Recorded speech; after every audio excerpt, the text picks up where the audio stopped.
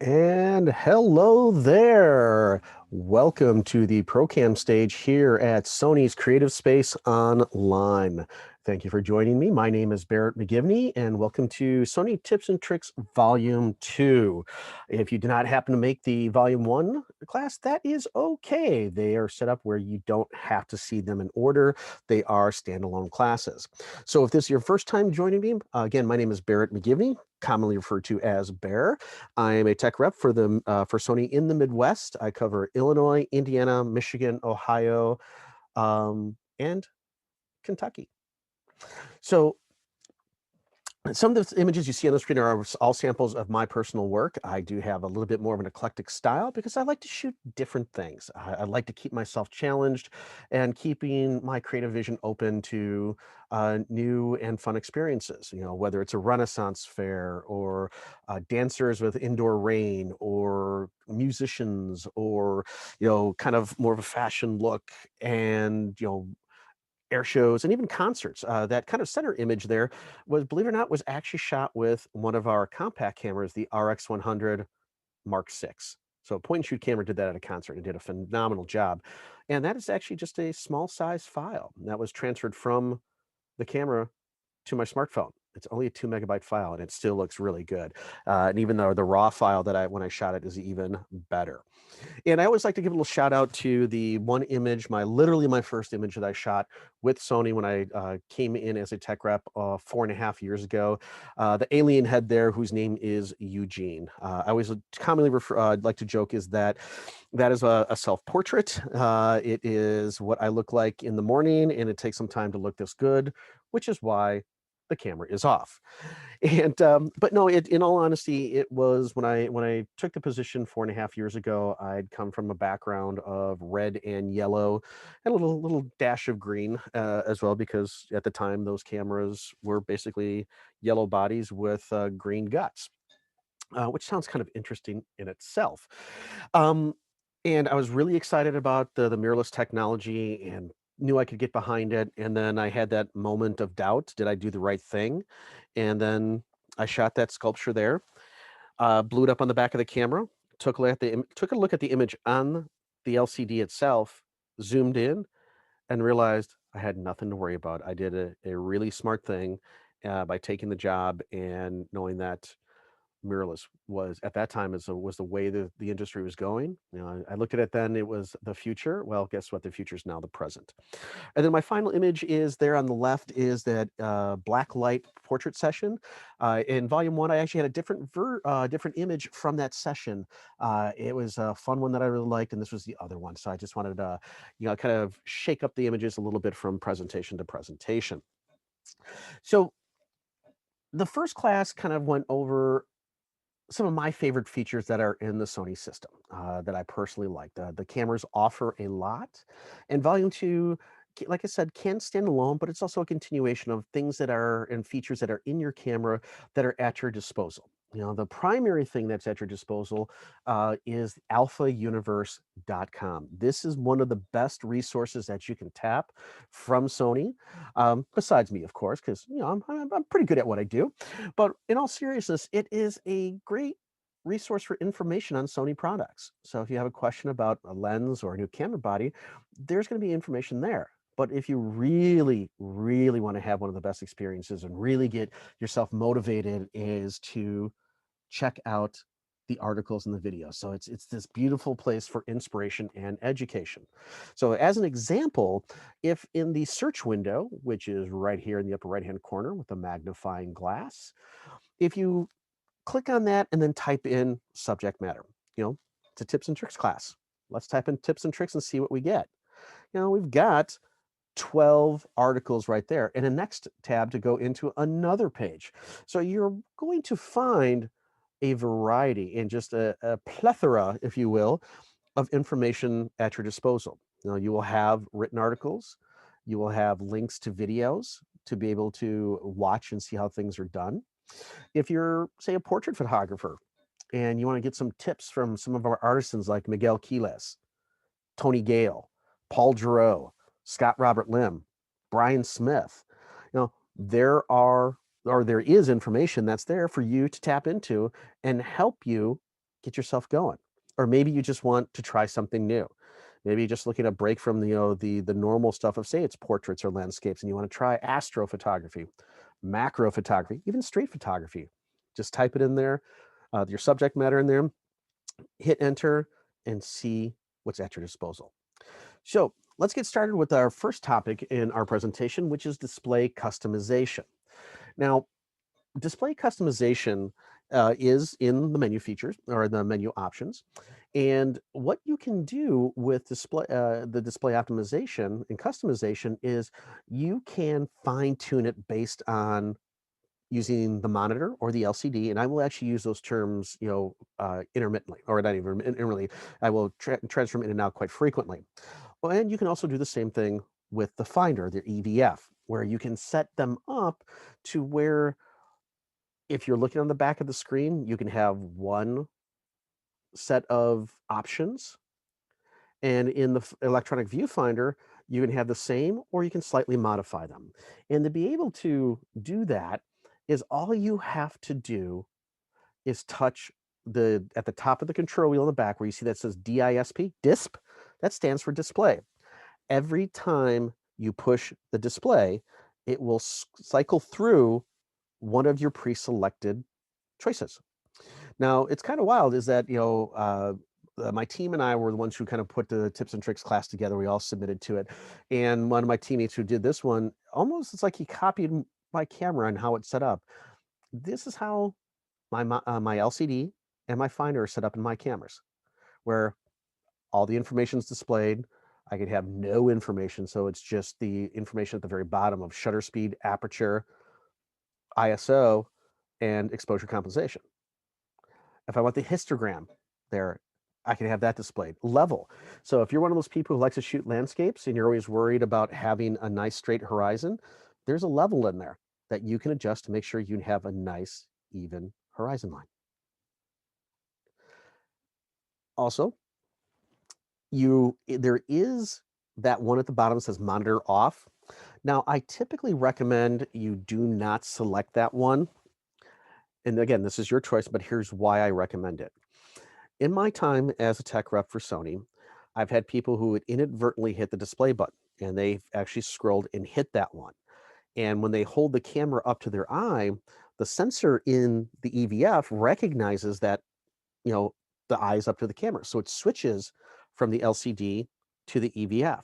So they can see the image and what they're going to shoot. But as soon as they take their eye away, the monitor is blank. So they think the monitor is broken. So I typically say, press the display button once.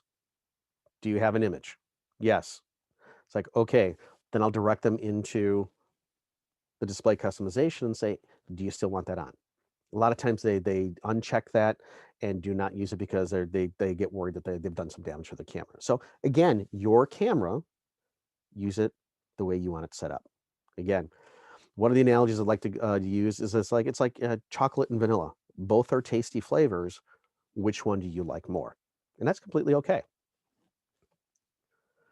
The next feature we're going to talk about is display as group. Now, you saw from my kind of sample slide is I had an image there from an air show, actually two images, one with the shockwave and the plane kind of behind it looking so close, and then the one where I've got the Thunderbirds doing a very close pass, and it's a very tight composition. Now, display as group works beautifully for situations like this where you're doing a burst of images, where if you have this turned off, what's going to happen is in the folder where you store your files is they're all going to be dropped in that one folder. So it's like trying to find them and scroll through to look for your images can be a little bit more difficult. When display as group is on is when you're reviewing the images, you will see how in the lower right hand corner of the images where there's a burst, you've got the stacked images. It's letting you know that that's a group of images. So when you go into playback mode, as you rotate the control wheel, it just scrolls through that group of pictures. So it's like I don't have to keep searching for it. I can just stay within that group to find what I want, maybe, tag it as an image to keep or delete the ones that you don't want. Now, the reason I said, you can tag it is because it brings me to our next topic, which is called star rating.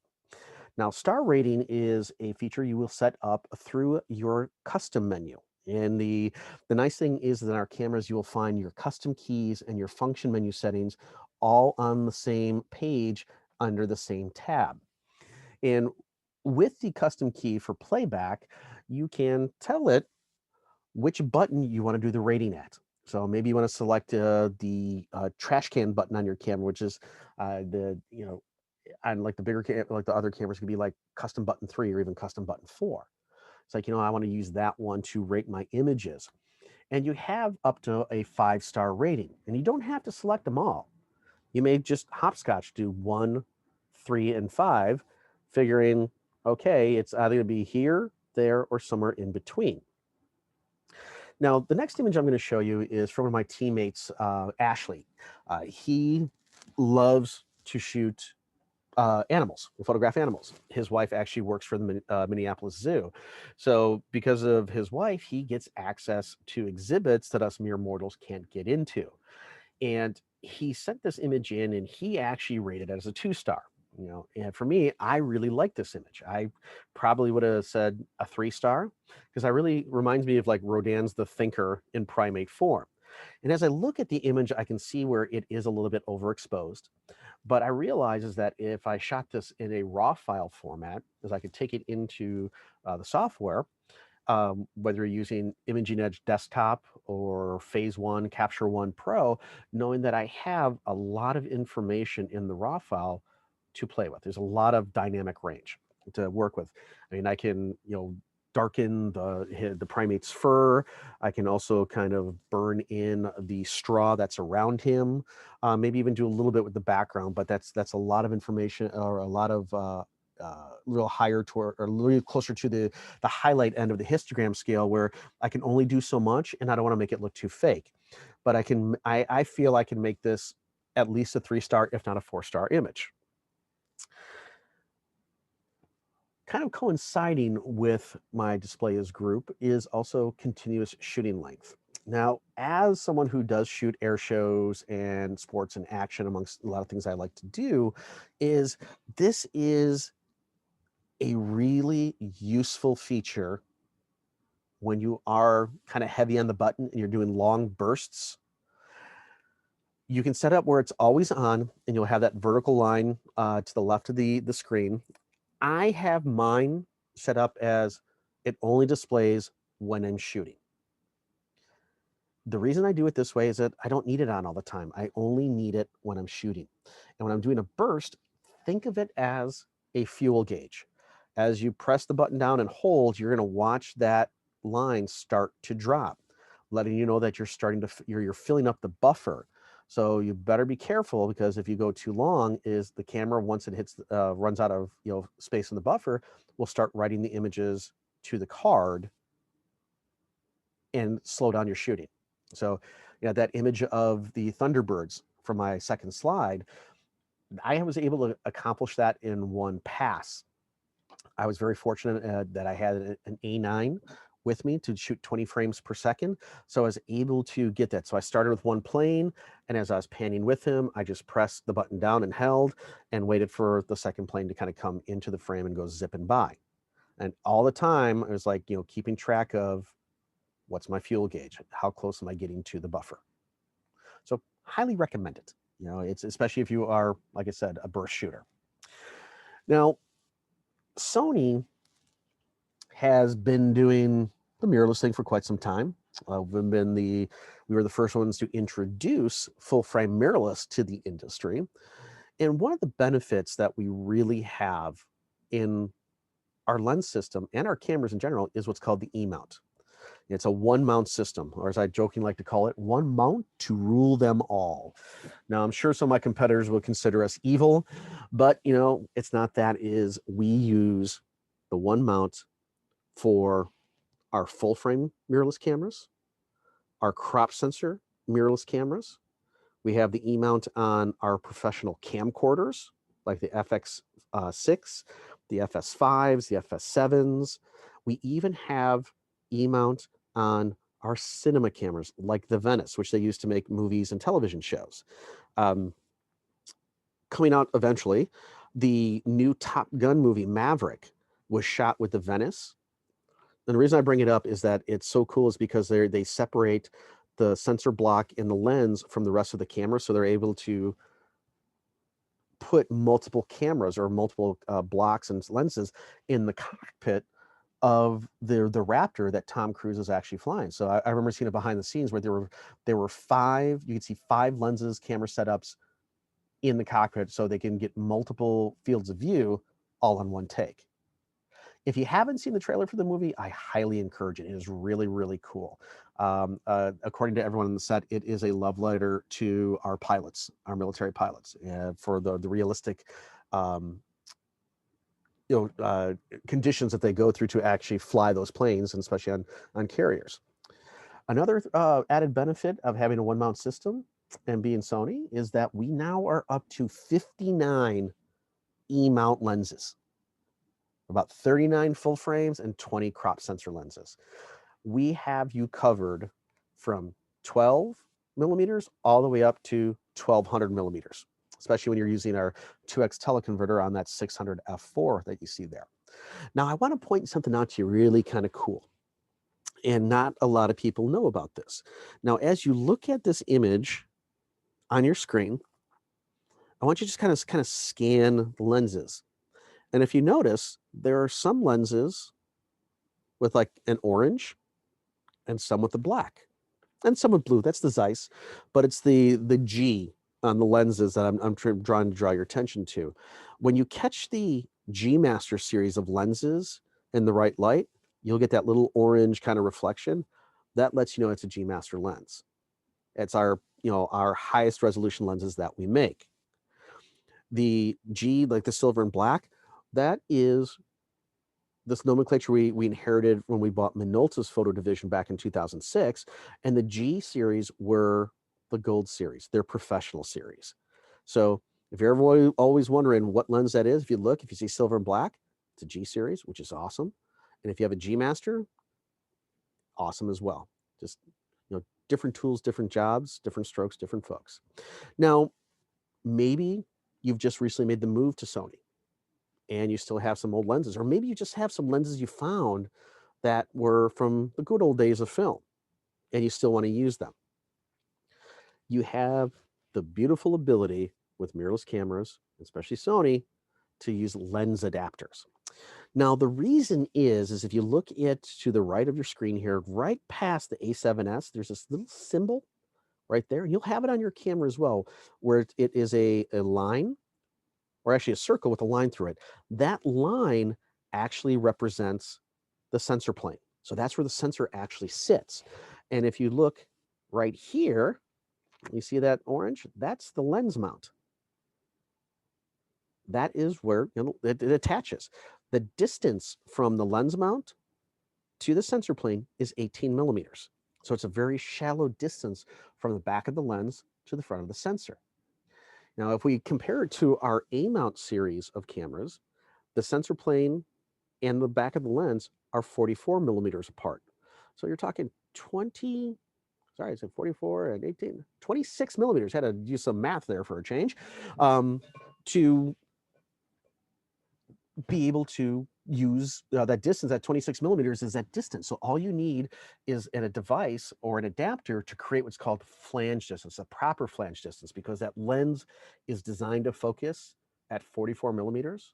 The E-mounts are designed to focus at 18 millimeters. So if you've got the ability to attach this other lens to the device, so it measures out at 18 or 44 in this case, you are good to go. Now, I will honestly tell you is that I do have lens adapters for my Sony system. I have a variety of them, actually. And some of the ones that you see on the screen, the Photodiox, Novaflex, Metabones, MTF. I own two of the ones that you see listed up there, and I own a third one as well. And I'm very honest about this, is when if with me, you ask a question, you'll always get an honest answer. So always be careful of the question you ask. I'm not always known for, being a rainbows and sunshine or blowing smoke. I always call them as I see them. My heaviest investment when I came to Sony was the guys in red. Yellow was still an investment, but not near the red investment of my lenses. And when I came over, I was introduced to an adapter called the MC11 that allowed me to use my Canon glass on my Sony bodies and still retain autofocus and the majority of menu functionality. Now, when I came in 4.5 years ago, we didn't have the lens selection that we do now. So there were gaps at that time, which have been filled with just phenomenal glass and phenomenal coverage. So I used the MC11 with the lenses that I had until we came out with Sony equivalents, and it did a great job. Now, for some of my older glass, I have Photodiox and I have Novaflex. Photodiox has some really affordable, adapters that I've used for my older manual focuses cameras, or for my cameras and lenses. And then I also have a Novaflex for the guys in yellow. Now, I'm a very big fan of Novaflex in the respects is that they're very highly engineered and they're milled to something like 1/1000th or 1/10,000th of an inch. Sadly, I can't remember off the top of my head, but they are really built really nicely. And I can only use my yellow lenses on them in manual, which is okay because the lenses are manual as it is. I pair that up with my focus peaking feature in our cameras, so I can make sure I still have critical focus. Now, I kind of mentioned my Photo DX, my older ones. One of my favorite things I like to do on occasion is when I'm doing a demo is to put my Hasselblad V series lens on a crop sensor body.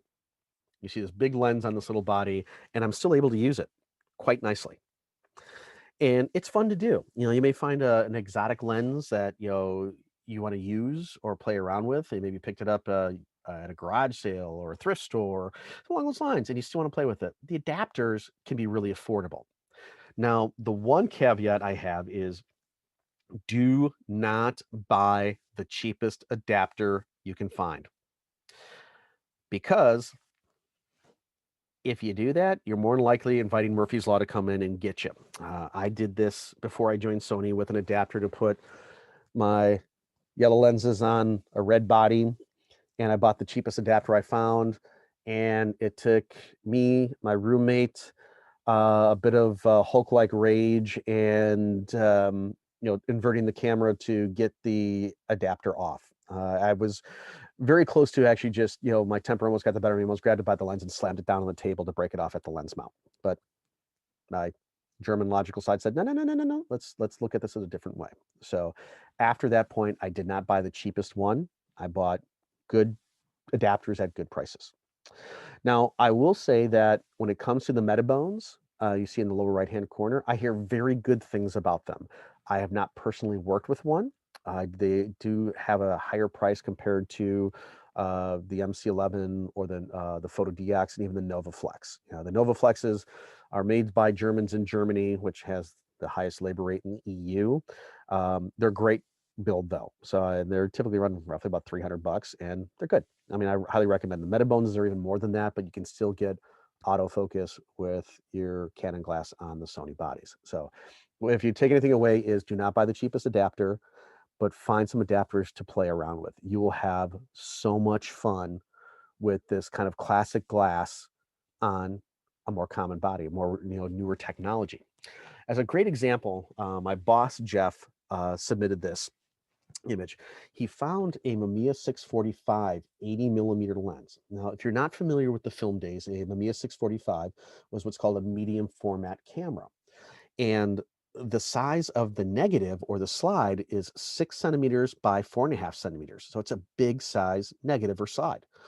And he picked up a Photo DX medium format adapter, mounted the lens onto the adapter and then onto the camera body, and he manually focused using focus peaking to create a really nice shot. So it was still usable. I mean, he picked this thing up for like a song. And the resolution of the lens is really high. And as we zoom in on the images, if you look into the gentleman's glasses, you can see the photographer in the reflection. You can see the building behind the photographer. So you can have fun. It's going to make you stop and focus and think about what you're doing, but don't be afraid to experiment and have some fun. I've said it before and I'll say it again. If it isn't fun, why do it? Have fun. Explore your creative vision. You never know. You might find your niche or niche if you want to go that route. And my final image is something I really want to do myself. This is an image that the gang at PhotoDX let us use. That very front element right there, that element is about 120 years old. And the gentleman who did this created a YouTube video for PhotoDX and created a bellows system. Now, I really want to do this myself because I think it would just be so fun to see at a demo. Is this, this old historical lens put on a new body and then have like a bellows system to play with. So hopefully one of these days I'll make that happen. Yeah. The next item we're going to talk about is image stabilization. Now, I teach this class quite regularly for my accounts across my 5-state territory. And I've had a few people reach out to me and said, well, why didn't you have this topic in the first class? The reason I saved it for the second one is because image stabilization has been out for a while now. We've got them in, we've had them in lenses for probably close to 30 years. And in camera bodies, it's been out for a number of years. It's been in the Sony A7 series since the second generation, so that's at least 5 years. And the 5-axis image stabilization is when that hit. We were not the first company to come up with 5-axis in-body image stabilization, or IBIS or IBIS, but we were the first ones to do it in a full-frame camera, 35mm format. So as you see here, the little examples of where it got introduced is, the A7 second generation. So the A7 II, R2, S2 all have 5-axis. We added it in our crop sensor cameras. The first one to have it was the A6500, and that held over into the new A6600, which got released last year. So depending on the model of camera and the generation, is that the IBIS gives you 4 to 5.5 stops of image stabilization. It helps create a more stable image, especially if you're hand holding. If say you're doing macro and you're hand holding, your natural body movement when you're really zoomed in or really close to your subject, that can be apparent and noticeable. You can creating like blur on the edges of your image. So you want to make sure you counterbalance your own natural body shake or body movement, and we all have it. Now, I want to caution you too is that when you have it on a tripod, make sure you turn off the in-body image stabilization. Now, if you have a lens that has a switch that says OSS or optical steady shot, if you turn it off at the lens, it turns it off in the body as well. If you have a lens that does not have the switch, then you have to go into the menu system to turn it off. We call it steady shot. Now, some examples are right here. So with stabilization on, if you look at the upper left-hand corner, this is a nice, sharp image, nice flower. With the stabilization off, it gets a little shaky. If we do more of a close-up with the stabilization on, you look at that, it's like, it's nice, sharp. We have some nice fall off. So our emphasis is on the petals of the flower as it kind of comes across. And with the stabilization off, it gets a little bit more blurry or creamy, as sometimes I like to call it. Even mushy is one of my favorite ones. Now, this is what I would actually call a happy accident because I actually like how that creaminess looks on the image. That's something that was intended, and that's something you would do in post-production and with stabilization on. It's just hey, this worked out kind of nice. Best part of in-body image stabilization is if you were adapting lenses that typically don't have stabilization into them, they got them now because the camera body is doing it all. So it's taking care of, pitch, yaw, X and Y, so vertical and horizontal movement, and then roll. Taking a look at this nice big lens right here I wanted to point this out because there's that switch I was telling you, optical steady shot, turn it on and off. I turn it on, both the body and the lens will work together. Because I have a few people ask me as well, you have 5 axes in the body, and if I put this lens on here that has steady shot, do I now get 7 axes? No, you don't. Because the camera recognizes that the lens was designed to do 2 axis or XEs of stabilization, typically pitch and yaw. So it says, hey, lens, you do the job that you were designed to do. Do pitch and yaw, and we'll do X, Y, and roll on the camera body. So we have 5 axes of stabilization. Now, in my opinion, I think that works really well because the lens is already doing the majority of the work, so the camera body doesn't have to work as hard. Now, one other thing I want to point out really quick too is when it comes to the modes that you see next to the steady shot. Now, we have lenses that typically have one or two modes. And so the couple of the bigger lenses have three modes. And to explain that is that mode one is that the lens is going to take up and down and side to side motion into account. So it's kind of an all around stabilization. Mode two is if you're panning with a subject. Maybe it's an airplane tearing through the sky. Maybe it's a car racing by or a bike or motocross. So if you're going from left to right or right to left, it is looking at stabilizing more up and down versus side to side, just because you're just keying nice motion. And then mode three is designed for erratic movement. The best analogy that I can give you is think of a soccer player. If you've ever watched a higher level soccer players play, I mean, that's really amazing how they will come tearing down the pitch, stop, and then cut an angle. So it's designed where if you have that erratic movement to really help take that into account. Hope that helps out and explains a little better for you. One of the features we also have in our cameras is called silent shooting. And this is another one that I sometimes go, well, why isn't this in your volume one? Well, silent shooting has been out for a while as well. And it's not a new feature. It is a very useful feature in the respects is that I use the video aspects of the camera to help capture my images without disturbing the situation. You know, I've shot weddings, sports, dance recitals, concerts, and the last thing you want to do is hear a click, click, click, click, click, click, click, click, click. So you're able to capture your images without draw attention to yourself. Now, there are some caveats you have to be careful of, is that with the silent shutter, is that you can get some what they call banding, which we'll talk about, and I'll show you a couple examples on a couple slides, because of the frequency of the light pulses and with fast moving subjects. Because what happens with the silent shutter is that since we're doing the video aspect, it's recording the information from left to right and top to bottom. So it's a bit of a slower process than working with a mechanical shutter.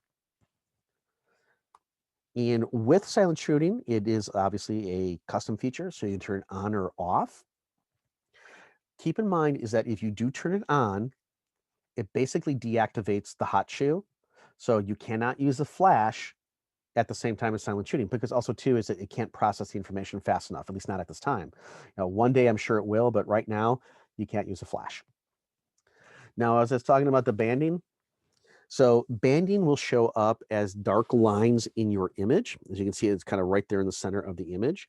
Now, sometimes you can adjust your shutter speed to eliminate banding. If your shutter speed is too fast or too high, it's picking up on the pulsing of the light. Slow down your shutter speed, and that can go away. But be careful with too slow of a shutter speed, because then your natural body movement and shake can become more apparent, because you may be able to hold it relatively steady, but what about the people or subjects that you're shooting? The piano right there, not going to do a thing. But if the person's hands are moving, you might see some blur in there. So just be careful. So without, there you go. Which is kind of ironic. I look at that image, is that looks like that was taken in New York's Times Square. If you've never been to Times Square, I highly recommend it to do it at least once. We've seen those giant television monitors and displays in movies and television for decades, but it's really, really quite the experience to be there in person and looking up and seeing those. And our one camera, the A9 series, the A9 1 and Mark II, has a stacked sensor. It's called an RS sensor because it is restructured, and it has stacked with memory. So it's got RAM right on the sensor, so it processes out faster. So it virtually eliminates rolling shutter, which I'll talk about next, and banding. Times Square is probably the one place where it gets really freaky for anybody because of all the different monitors pulsating at different times. So, but it's the only spot that we've ever found a challenge with. Now, as I mentioned with the rolling shutter, if you're doing the rolling shutter, you have like that distortion comparison where the normal golf swing looks like something out of a Looney Tunes cartoon, where with the A9's anti-distortion and RS sensor, it makes the shaft of the club straight and the golf club head look normal. I just remember my nephew getting a golf set many years ago, and it looks like one of those play school ones where it's this giant golf head. But we're not going to go there, are we? No, not too much. But I just did. And also too is with the silent shutter is sports, especially golf. The PGA has really embraced our A9 series cameras because you can shoot up to 20 frames per second silently without drawing attention. Because if you've ever watched golf, you never see or hear the cameras, I should say, when the golfer, kind of pulls back to swing. It's only after they've made contact with the ball do you hear the clicking of the mechanical shutters. It's a bozo no-no if you shoot ahead. Now, the gentleman in this picture many years ago went off on a photographer on television, claiming that he was shooting before he made contact with the ball. I mean, the gentleman there said a few things that you're not supposed to say on live television and got fined for it. I don't know if the case was ever true or not, but nevertheless, it's, you can't disturb the golf game. With A9s, you're not. You can capture the swing from, as I always say, likes to pull back, follows through, and you can see the transition of the swinging of the club. Always definitely something fun to play with. I personally have used silent shutter in a situation that was a very, very emotional and sensitive scenario, and no one ever knew when I was shooting because I didn't want to draw attention to myself. It let me be basically a ninja, moving through the crowd, taking the pictures that I needed to take, and producing a disc with 300 plus images, and no one thought I took more than like 10 or 20. So it can be a very, very handy option. Now, you've probably heard about the dynamic range that exists in the files from Sony cameras. It is really amazing. You're talking cameras that are like up to 15 stops dynamic range. So there's a lot of information that you have to play with. And one of the ways you can expand that is playing with one of the features called DRO, or Dynamic Range Optimizer. Now, if you look at the images here, is, with the DRO off, is the camera's meter has really taken in the flame as the priority for the exposure. So, we've darkened up our shadows a bit. With the DRO turned on, you have 5 levels of DRO that you can play with. I can pull up that shadow detail. As you can see is that there's, I have more information in the brass at the bottom of the lantern. I can see that detail in the work closer to the flame as well. So I have that option to play with. And then the DRO also works in RAW files as well. Now, the next feature, which is very similar, is called HDR, High Dynamic Range. Now, HDR has been out for a while. In essence, what you're doing is you're taking a shot for the shadows, a shot for the midtones or normal, and a shot for the highlights. And you're going to blend them all together. Now, the human eye can see roughly 12 to 14 stops of light simultaneously. And cameras aren't at that point yet. Typically the cameras are, am I going for the highlights? Am I going for the shadows? Am I going for the midtones? So with an HDR, you take those 3 images, you blend them together, and now we start seeing like the human brain and eyes can see. We're seeing all that together. Now, one of the things I like to do on occasion, and I've seen it done by one of our imaging collective, who's by the name of Juan Flores, aka Johnny Flowers, is where he shot one image in RAW and played with it in post-production. And what he did with his shadows and his highlights and the midtones, he created this beautiful image from one file, one uncompressed RAW file. He showed me the before and the after, and I just shook my head. I'm like, man, that is absolutely amazing. You can do this in JPEG if you want.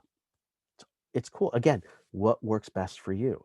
I just want you to explore what your camera can do. See what calls to you. What fun can you have? This is one of those. Time lapse and S&Q, or slow and quick motion. So with time lapse, we can give the progression of time something that takes, it's normally slow, and make it go faster. Now, if you've ever been to a hot air balloon launch, those things do not go that fast. It takes time to, fill them up and get them going. That's just the way it is. But with time lapse or interval recording, interval shooting, which we added as an in-camera feature with the introduction of the A6400 back in January of 2019, and we did it as a free firmware update to the A7R3, the A7 III, and the A9 Mark I through firmware updates in March and April of 2019. Now, with the interval shooting is when you turn it on, you can say once you have everything set up, you can say, okay, don't start until 1 second after I push the button, or 20 seconds to give the camera maybe time to settle. And you can say, all right, how long do I want to shoot? How many shots do I want to do? So maybe you say, you know what, I want to take, over, say 1,230 shots, like my top right image shows. It's like, okay, and I want to take though like an interval of 3 seconds in between each shot. The camera will tell you how much time it's going to take to complete that, that task. And here it's 1 hour, 1 minute, and 27 seconds. So you can kind of gauge how much battery juice you're going to need to complete the task. Now, if you're worried about the batteries, kind of giving out and say that hour, that hour time, there's ways that you can cheat. If you know about USB power, connecting an external battery bank to help prolong the internal battery so you can complete it. If you want to use our battery pack, which is called the NPA-MQ-Z1K, that holds up to 4 Z100 batteries. So that's 8,800 milliamps worth of power that you can plug through an attached cable. It's non-removable, that goes right into your camera. And that'll work in the full frames that take a Z100 battery, and even on the cameras that take an FW50, because the cable at the very end, the adapter, it's an outer shell that is removable and adapts to the W50 battery. It's really, really cool. Now, the other option that you also have is called S and Q. So S for slow motion, Q for quick motion.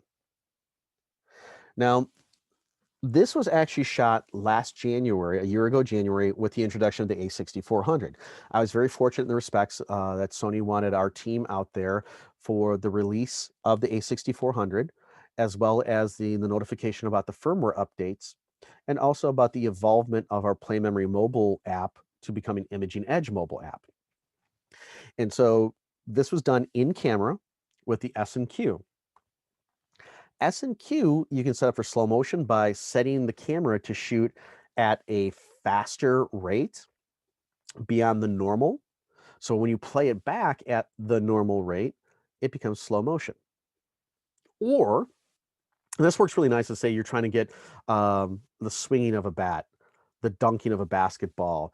Maybe it's a cartwheel or something where you want to show the slow motion. Now, for those of you who may remember the TV show from the 70s, The Bionic Man, they used to shoot the record in a faster motion, play it back at normal, and then make that sound as Steve Austin was using his bionic abilities, and they kind of reversed it. Do you think it would go faster? No, they reversed it to make it look like it's very powerful. If you want to use quick motion, you're reversing the process. You are shooting at a slower frame rate.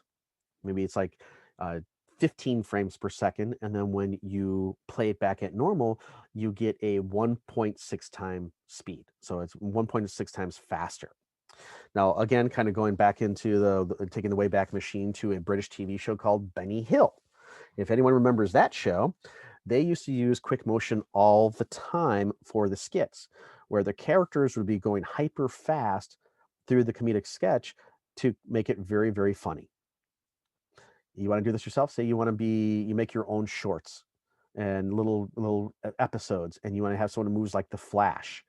You might have your subjects, your actors, you'll do the mannequin and they'll hold still while someone goes through the scene at a normal pace or maybe a little bit faster pace. And when you play back at normal, it looks like he's just zipping through like a blur. Time to get some creative and have some fun, huh? Give it a shot. Now, the caveat here is that if you do shoot in 4K, you max out at 24 frames per second or 30 frames per second. If you do 30p, which stands for progressive, you're going to have the effect of a 4 times slow motion. If you do 24p, you get 5 times slow motion. If you do shoot in HD, 1080p, then you can typically go up to 120 frames per second, and that will get you going really nice. You get some like slower information, so like more crisper images, so it's a smoother transition. Now, the sacrifice by doing S&Q in camera is that you have no audio, which can be okay. You know, that previous image, if you're looking at the young lady in black and white looking all Kill Bill-esque with Ren Ishii, is that, you know, there's no sound. If you started to play with the volume and you're like, why am I not hearing anything? It's because there was no sound. And then of course, my loud voice comes in right afterwards and probably blew your ears out. So sorry about that. Another really useful item in the cameras is called tethering. Tethering is very beneficial, say if you're shooting products, you're shooting maybe macro in home, you're doing a job where you have an art director and you don't want them hanging on your shoulder. You want to give yourself some space to move instead of them trying to see your screen. By tethering, you connect your camera directly to your laptop or your desktop, and you allow the computer and the software to take control and being able to trigger the camera as necessary. Or as you shoot, it goes right from the camera into the computer. So you have a larger viewing, you have instant feedback, you can check your focus easier, check your composition, check your white balance.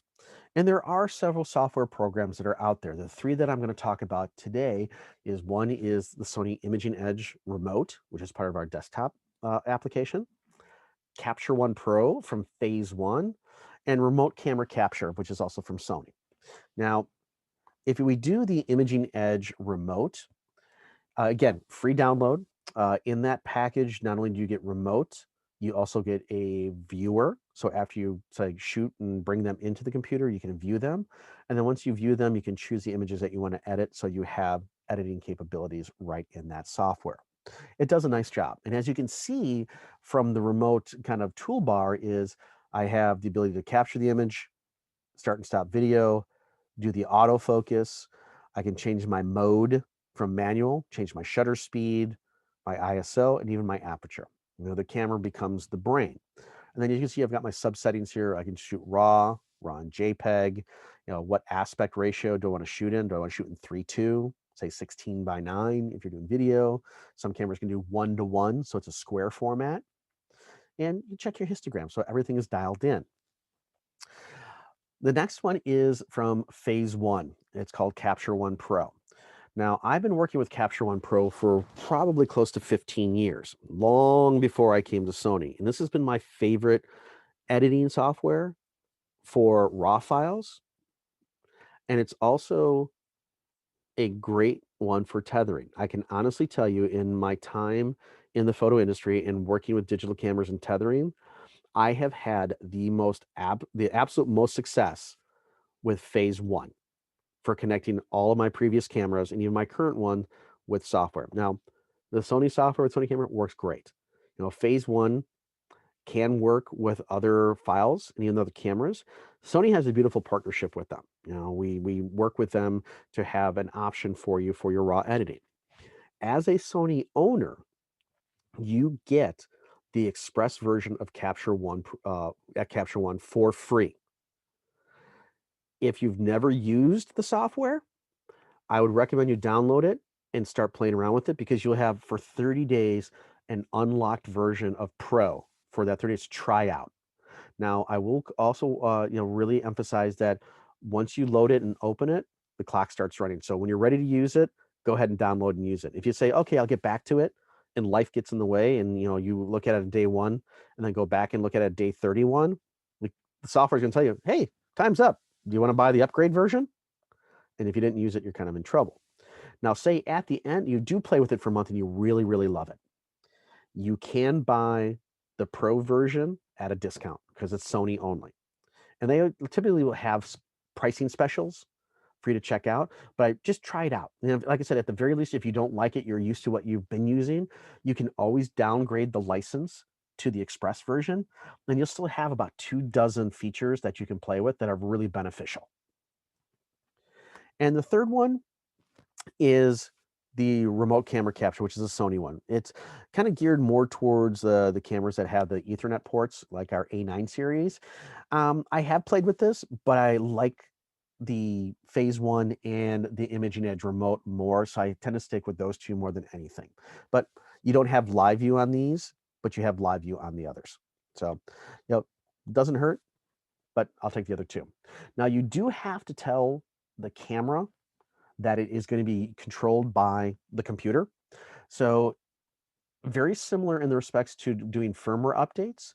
You will find in most of our cameras the connection through in the for PC remote in the USB connection in the setup menu. So go to the setup menu of your camera, look for USB connection, and look for PC remote. Now, if for some reason PC remote is not in the USB connection, there's an alternate location. And that's right here with the globe or a basketball. It's the network setting. It's usually on the first page at the bottom of the screen that says PC remote turn on. And when you turn that on, you're now giving control over to the computer to be able to control the camera.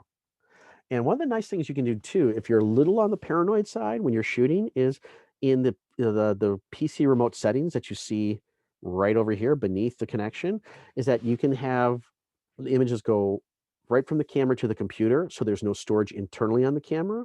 Or you can say, hey, I'm a little paranoid.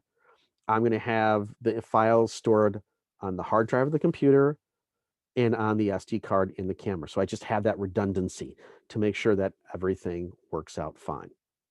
So, folks, I just want to say thank you again for joining me here at the ProCam stage at Creative Space Online with Sony. I want to say have an absolutely wonderful weekend. Check out the presenters that are here for this weekend. Check out Amber and Garrett Baird from Dynamics, Scott Robert Lynn, Brooke Shaden, Tiffany Yoon.